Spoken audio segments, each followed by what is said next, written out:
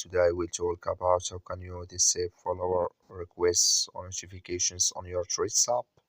So all you have to do, you just go down, click in this sign down here. You come to your profile. Then all you have to do now, just go here above this sign, click on it. You come to next CPR. Then all you have to do, you just click here on notifications. Then you come to next CPR. Click here on Threads and replace. You just click on it. Then you go down here, so you come here to additional options in system settings.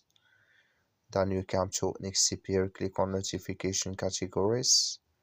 You go down, just come here to follower requests. Just click in this sign or this color. Like you see color, it's gone. That's mean follower request notifications disabled with us now. So that's all you have to do. That's all. Thank you for watching. Don't forget to support us by liking and subscribe.